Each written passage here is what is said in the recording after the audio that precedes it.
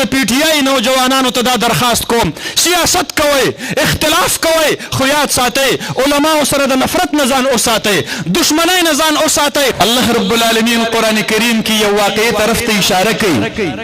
عقبه ابن ابي معيط کافر دی، د مکی په سردارانو کې دی، د مکی رئیسانو له به ډوډۍ کوله، ډوډۍ یې کړې ده. سرداران د مکی را جمع دي، د دواړو جهانو سردار مبارک هم تشریف فرما دی. نبی کریم صلی الله علیه وسلم ډیر حکیم او خيار انسانو، د خوراک نه انکار وکړو، وی الو به ډوډۍ خورم. عقبه چې ترسو تا کلمه نه ویلي، عقبه په یو دوه کې حیران شو، کو کلمه ویم د پلار نیکه کفر می پاتې کیږي، کو نو ویم نبی علیہ السلام را نه وګي پاسي، نا فیصله وکړل په جبه به کلمه ویم زړه کې ومدن کفر وی.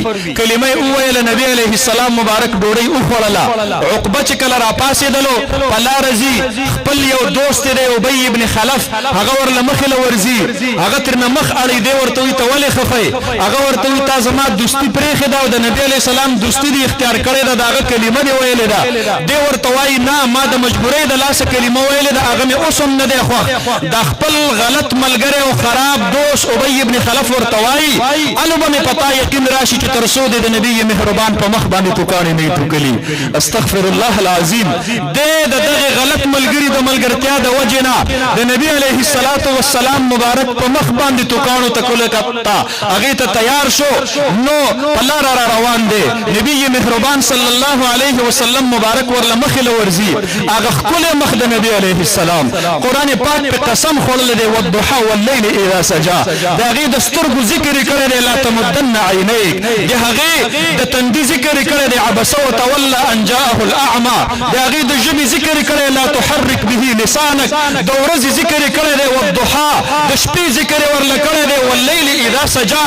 هغه ښکلی مخ چې هغه د نور نه هم ډېر زیات ښایسته و، د څوارلسمې سپوږمۍ نه هم ډېر زیات ښایسته و، چې حضرت عایشه فرمایي ستاسو نور چې ماښام کې رڼا پرېږدي نو زما نور د نبي مهربان مخ د هغې نه رڼاګانې شروع شي.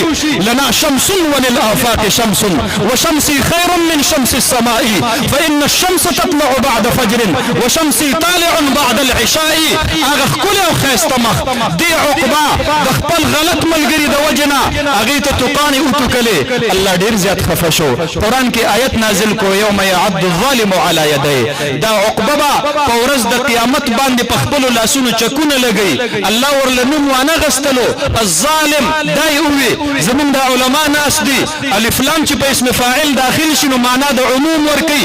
هر هغه کس چې د نبی کریم صلی الله علیه وسلم علما لیکي، مفسرین لیکي، یا د نبی علیه السلام نه وروسته یې د هغه د وارثانو توهین کړی وي، هغه به په خپلو لاسونو باندې د قیامت په ورځ چکونه لګوي.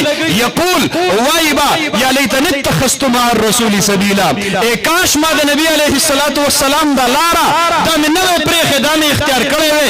یا ویلتا لیتنی لم اتخذ فلانا خلیلا، په دې غلطه ملګرتیا باندې به بیا دغه کس د قیامت په ورځ باندې ډېر لوی افسوس کی.